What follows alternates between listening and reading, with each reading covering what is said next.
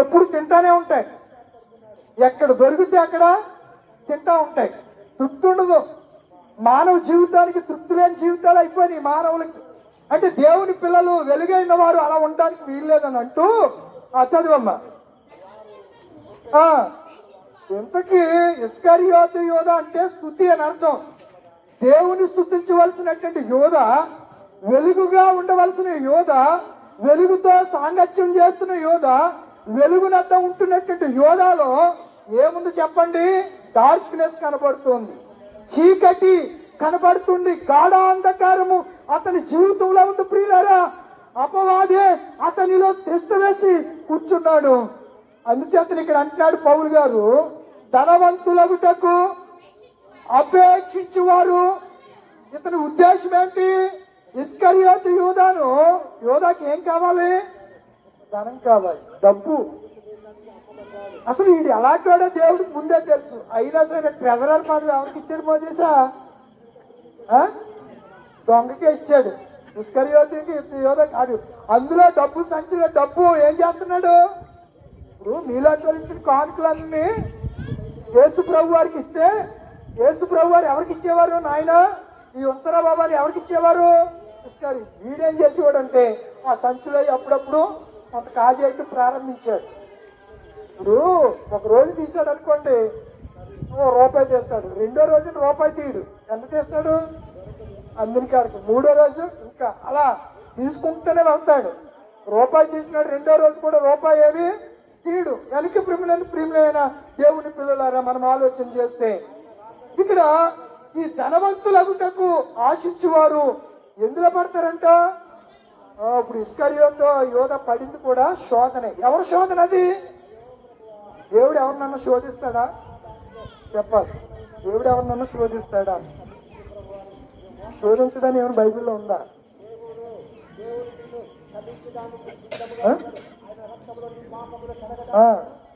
అపవాది శోధిస్తాడు, దేవుడు ఏం చేస్తాడు? పరిశోధిస్తాడు. చూడండి, యాకోబు రాసినటువంటి పత్రికలో 12వ మొదటి అధ్యాయము 12వ వచనం.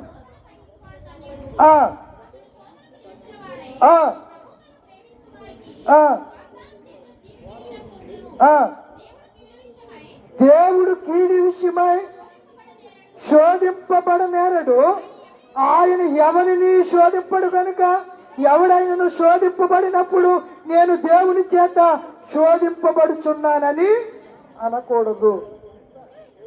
శోధన ఎవరి ద్వారా కలుగుతుంది? శోధకుడని ఎవరికి పేరు? సాతాను. ఆ శోధకుడు అపవాది ఏ విషయమునైనా శోధించవచ్చు. నీ భార్య ద్వారా నీకు శోధన కలిగజేయచ్చు, నీ భర్త ద్వారా నీకు శోధన, నీ బిడ్డల ద్వారా నీకు శోధన, నీ కుటుంబం ద్వారానే నీకు శోధన కలిగజేసే పరిస్థితులు శోధకుడైన అపవాది సృష్టించగలడు అనే సంగతిని జ్ఞాపకం చేస్తున్నాను. ఎవడైనా నువ్వు శోధింపబడుతున్నప్పుడు వాడు ఏమనకూడదంట? నేను దేవుని చేత శోధింపబడుచున్నానని అనకూడదు. వాడు ఎందుకు శోధింపబడుతున్నాడంటే ప్రతి వాడును తన స్వకీయ చెప్పాలి. ఇప్పుడు ఇస్కరియోతు యోధ ఎవరితో శోధింపబడుతున్నాడు? అపవాదితో. ఎందుచేత? వాడికి ఏ ఆశ ఉంది చెప్పండిరా? ధనాశ ఉంది. ధనాశ చేత అతడు శోధింపబడుతున్నాడు. ఇక్కడ రాయబడిన మాట, ప్రతి వాడును తన స్వకీయ దురాశల చేత ఏడవబడి మరల కొల్పబడిన వాడై శోధింపబడుతూ ఉన్నాడు. కింద అంటాడు కదా, దురాశత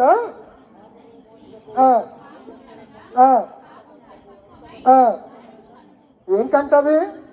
పాపము పరిపక్వమై మరణమును కంటది. దురాశ. ఏ ఆశ? ఇప్పుడు ధనాశ కలిగిన వారు ఎందులో చిక్కుకుంటారని పౌలు గారు రాశారు తిమోతికి. శోధనలోను, ఉరిలోను, అవివేహితములను, హానికరమైన అనేక దురాశలలోను పడుదురు. పడ్డాడా లేదేడు? ఎవరు? యేసు ప్రభు శిష్యుడు. చాలా మంది విశ్వాసులు కూడా నేటి దినాల్లో చీకటి కార్యాలు జరిగించడానికి ముందుంటున్నారు. గుడిలో లేకుంటారు, బయటికి వెళ్ళిన తర్వాత ఒకలాగుంటారు. గుడిలో జీవితం వేరు, బయట బాహ్య జీవితం వేరు. అయితే యేసు ప్రభు శిష్యుడైన యోహాను అంటున్నాడు కదా, ఆయనతో సహవాసం చేసే మనలో ఏముండకూడదు అంటున్నాడు, చీకటి ఎంత మాత్రం ఉండడానికి వీల్లేదు. ఒకవేళ చీకటి ఉంటే మనం ఎవరు? అపవాది సంబంధులమే కానీ దేవుని సంబంధులము కాదు. దేవునిలో వెలిగి ఉంది. ఇక్కడ దురాశ గర్భము ధరించి పాపము కనగా పాపము పరిపక్వమై ఏం కంటుందంట? కన్నదా లేదా? వాడి దురాశ చిట్ట చివరికి ఉరేసుకుని చచ్చిపోతే ఏమయ్యాడు చెప్పండి? తాడు తెగిపోయి కింద పడ్డాడు. అప్పుడు ఏమైంది? పొట్ట పగిలి పేర్లు వచ్చింది అని ఎక్కడ రాసింది? అపోస్తుల కార్యాల్లో ఉంటుంది. 4 సువార్తలు ఎక్కడ అతడు ఇలా చచ్చిపోయాడని రాయలేదు. ఉరి పెట్టుకొనెను ఇస్కరియోతు యూదా ఆ వెండి నాణేలు చల్లి పోయి ఉరి పెట్టుకునేదని ఉంది. ఎలా చచ్చిపోయాడో ఎవరు రాశారు? లూకా గారు రాశారు. ఎక్కడుంది? అపోస్తుల కార్యములు 1వ అధ్యాయం. బైబిల్ని చాలా జాగ్రత్తగా మనము చదవాలి. చూడండి, 1వ అధ్యాయము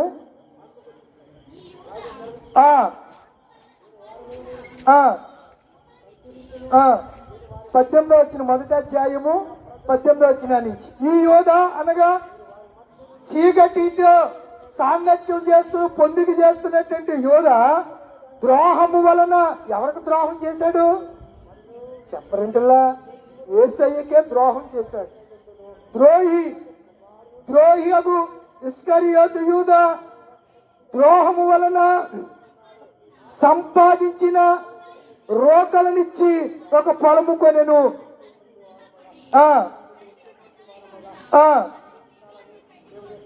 ఏమొచ్చినాయి అంట? ఈ విషయాలు పేతురు గారు చెప్తుంటే లూకా గారు రాశారు. తల క్రిందులుగా పడ్డాడు, పొట్ట పగిలి ఎంత ఘోరమైనటువంటి చావు. దురాశ గర్భము ధరించి పాపము కంటే పాపము పరిపక్వమై ఏం కంది? మరణం. ఇటు నిత్య జీవాన్ని పోగొట్టుకున్నాడు, దేవునితో సహవాసాన్ని పోగొట్టుకున్నాడు, దేవునిని ప్రేమిస్తున్నానని చెప్పి దేవుణ్ణి ప్రేమించకుండా కపట ప్రేమ కలిగి కపట బుద్ధులు పెట్టాడు. అందుచేతనే కీర్తనకారుడు 2వ కీర్తన అంటాడు, కుమారుని ముద్దు పెట్టుకునుడి. ఎలాంటి ముద్దు పెట్టుకోవాలి? ప్రేమతో కూడిన. మరి ఇస్కరియోతు కూడా పెట్టాడు. ఆ ముద్దుని ఏమందాం చెప్పాలి? ఏమందాం? కపటపు ముద్దు, మోసపు ముద్దు. కుట్రదారుడు వాడు ఎవరు? ఇస్కరియోతు యూద. బోధకుడా అని పిలిచి ముద్దు పెట్టుకుని మరీ యేసయ్యను ఎవరికి అప్పగించాడు? రాను వారికి అప్పగించినట్లుగా పరిశుద్ధ గ్రంథంలో రాయబడింది. అంటే ఆయన క్రియలన్నీ, యూద పనులన్నీ కూడా ఏ పనులు చేశాడు అతడు? చీకటి పనులు. వెలుగుతో ఉన్నాడు కానీ, వెలుగులో ఉంటున్నట్లుగా ఉన్నాడు కానీ అతని హృదయం అంతా అంధకారంతో, గాఢాంధకారంతో నిండిపోయింది కనుక అతను చేసిన పనులన్నీ కూడా ఏ పనులు చేశాడు?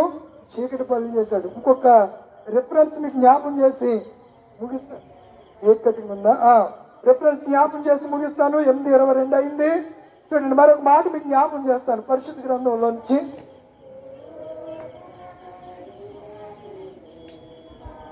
మరొక విషయం జ్ఞాపం చేస్తాను. చూడండి, పరిశుద్ధ గ్రంథంలో యోహాను రాసినటువంటి మొదటి పత్రిక 2వ అధ్యాయము 11వ వచనం.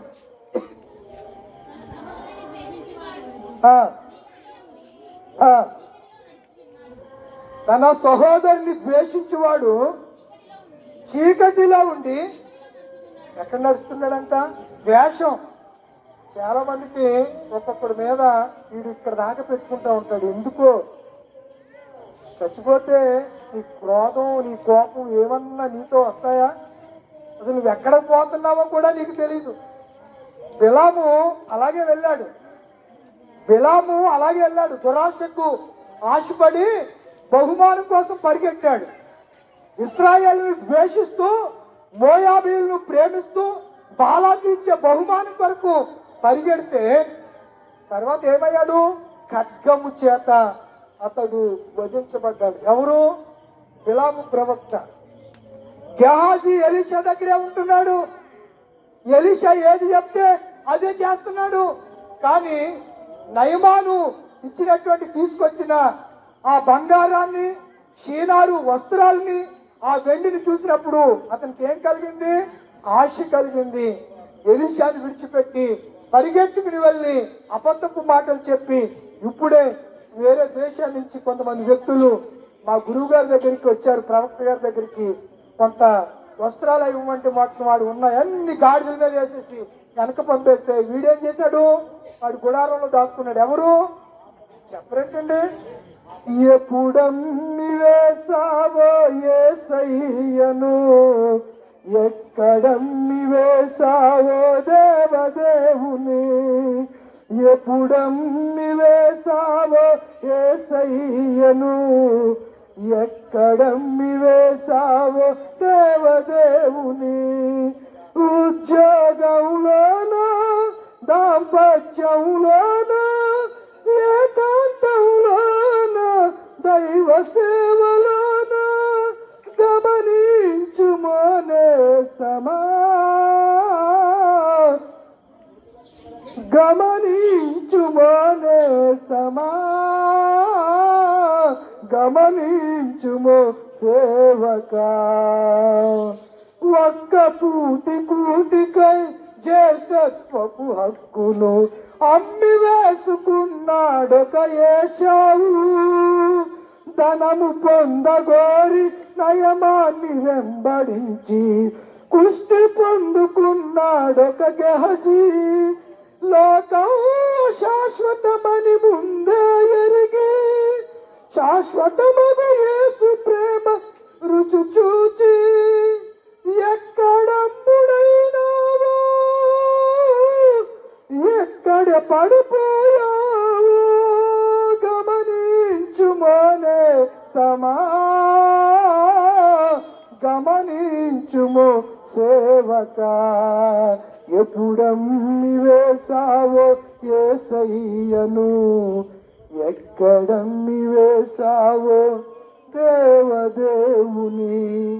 యేసయ్యను ధనం కోసం ఏం చేశాడు చెప్పండి? అమ్మేశాడు. అది ఏ క్రియ? చీకటి క్రియ, చీకటి పని. అపవాది ప్రేరణ ద్వారా ఇస్కరియోతు యూదా చీకటి క్రియలు జరిగించి తన నాశనాన్ని తానే కొని తెచ్చుకున్నాడు. ఎందుకు కొని తెచ్చుకున్నాడంటే అతను ఏ ఆశ ఉంది? దురాశ. ఆ దురాశను ఏం ధరించేశాడంట? గర్భం ధరించేశాడంట. అది పరిపక్వమై దేనికన్నది? మరణానికి అంది. కనుక మనలో దేని కొరకన్నా ఆశపడి అదే కావాలని తాపత్రయపడుతున్నావా? అలా ఎప్పుడు కూడదు. మనం ఏం చెప్పి, ప్రభువా ఇది నీ చిత్తమైతే ఇది నాకు అనుగ్రహించని ప్రార్థన చేయాలి, కానీ ఇది ఇవ్వు అని దేవుని కమాండ్మెంట్ ఎప్పుడు చేయకూడదు. ఇది నువ్వు ఇస్తావా చస్తావా అని ఎప్పుడు అడగకూడదు. దేవునికి తెలుసు నీకు ఏది ఇవ్వాలో, ఏ సమయంలో, ఎప్పుడు నేను ఎలా ఆశీర్వదించాలో, ఎలా హెచ్చించాలో, ఎలా కనపరచాలో ఎవరికి తెలుసు? దేవునికి తెలుసు. నువ్వు దేవునితో దెబ్బలాడటం కాదు, ఆయన చిత్తానికి మనం ఏం చేయాలి? లోబడాలి. ఆయన చిత్తానికి లోబడితే తగిన కాలంలో దేవుడు ఏం చేస్తాడు? హెచ్చిస్తాడు. అప్పుడు వెలుగు సంబంధమైన బిడ్డగా నీ గురించి అందరు కూడా ఏం చెప్తారు? ఫలానా ఆయన, ఫలానా కుటుంబం వారి దేవుని చేత ఆశీర్వదించబడ్డారు. నీ క్రియలు వెలుగై ఉన్నప్పుడు, నీలో చీకటి లేనప్పుడు నీ క్రియలు అందరికీ తేటగా కనబడతాయి. అవి మరుగుగా ఉండు. చీకట్లో చేసేవాళ్ళు చీకట్లో చేస్తూనే ఉంటారు. కానీ మనల్ని ప్రభు ఏమన్నాడంటే, మీరు చీకటి క్రియలు చేసేవారిగా ఉండడానికి వీల్లేదు. చీకటి క్రియలు చేసి తన పతనాన్ని తానే కొని తెచ్చుకున్న ఇస్కరియోతు యూదాని సాదృశ్యంగా ఈ రాత్రి మనం తీసుకున్నాం. కనుకనే యేసయ్య అంటున్నటువంటి మాటలు మనము ఎప్పుడు కూడా మన హృదయంలో ఏం చేయాలి? మెదులాడుతూ ఉండాలి, కదలాడుతూ ఉండాలి, జ్ఞాపకం చేసుకుంటూ ఉండాలి, స్మరిస్తూ ఉండాలి, స్మరణకు తెచ్చుకుంటూ ఉండాలి. లేకపోతే అపవాది అనే శోధకుడు ఏదో విధంగా వాక్యాన్ని ఏం చేస్తాడంట చెప్పండి? ఎత్తుకుపోతాడు. ఎత్తుకుపోయేవాడు ఎవడు?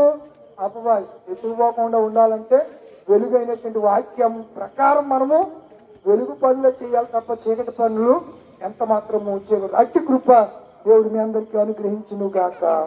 ఆమేన్. తలవంచండి, కళ్ళు ముట్టుకునండి, ప్రార్థన చేసుకుందాం.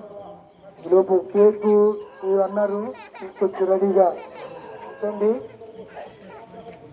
ప్రార్థన చేసుకుందాం. తలవంచండి, కళ్ళు మూసుకుని ప్రార్థన. సకల ఆశీర్వాదాలకు కానుభూతుడమైన తండ్రి, పరిశుద్ధుడైన మా ప్రభువ, వందనాలు, స్తుతులు, స్తోత్రాలు. ప్రశస్త రాత్రి చీకటి క్రియలు ఆయన అనే అంశాన్ని ధ్యానం చేశాం. ఈ బిడ్డలు విన్న వాక్యాలు హృదయంలో భద్రపరుచుకుని 30దంతులుగా 60దంతులుగా 100దంతులుగా ఫలించే కృపగా ఇచ్చేది. కూడికిని ఏర్పాటు చేసినటువంటి ఈ బిడ్డలు దేవా పిట్ట శ్యాంబాబు గారు, రాజమండ్రి గారి దంపతులు ప్రేమించి ఇచ్చినటువంటి పిట్ట రాజశేఖర్ గారు పెద్ద కుమారుడు, మేరీ గ్రేస్ వారికి ప్రేమించి ఇచ్చిన కుమారుడు కుమార్తెను దీవించండి, ఆశీర్వదించండి. పిట్ట కోసన్న గారు చిన్న కుమారుడు ఎఫ్సి గారు, వారి భార్య వారిని ప్రేమించి ఇచ్చినటువంటి ఆ స్వర్ణ కమల, అలాగే ఆ బిడ్డల్ని కూడా దీవించండి, ఆశీర్వదించండి. కుంచే స్వర్ణలత గారు, వారి కుమార్తె, వారి అల్లుడు గారు, వారి మనవలు మనవరాండ్రులు అందరినీ కూడా మీరు జ్ఞాపకం చేసుకోండి. ఈ ప్రశస్త రాత్రి వేళ 11వ రోజు శిలువ ధ్యాన కూడిక వీరి గృహం ద్వారా దాన్ని మీరు ఏర్పాటు చేయడానికి కృపనిచ్చారు. ఈ గృహం ద్వారా, ఈ కుటుంబం ద్వారా చీకటి అనే అంశాన్ని శిలువ ధ్యానము ద్వారా, శిలువ ధ్యాన కూటాలు మేము జ్ఞానం చేయడానికి కృపదేవ చేశారు. అందుని బట్టి నీకు వందనాలు. గుడికి ఏర్పాటు చేసిన కుటుంబానికి రావాల్సిన దీవెనలు, ఆశీర్వాదం మెండుగా దాచండి. కుటుంబం బిడ్డలందరినీ ఒక్కొక్కరిని దీవించండి. కావాల్సిన అవసరాలన్నీ తీర్చండి. నిత్యావసరాలు అత్యవసరాలన్నీ తీర్చి నాయన నీ కృపా క్షేమాలు బిడ్డలకు దయచేయండి. ఇంతవరకు ఓపికతో ఇబ్బందికర పరిస్థితుల్లో ఉంటా సరే చక్కగా వాక్యమైన బిడ్డలకి రావాల్సిన దీవెనల ఆశీర్వాదాలు మెండుగా అనుగ్రహించి మహిమ పొందమని యేసు పరిశుద్ధ నామములో అడిగి వేడుకుంటున్నాను పరమ తండ్రి. ఆమేన్. పరలోక ప్రార్థన చెప్పొద్దు, తర్వాత క్లుప్త ప్రార్థన ప్రార్థన చేస్తాం. కేక్ అయిన తర్వాత చేసి అప్పుడు సిల్వ రక్తదారులు చేతులు పాడుతున్నాం. పేరు అన్న కమలం, అన్న కమలం. ఏమి ఇదేనా? క్యాండిల్ లేదా? మరే ఏంటి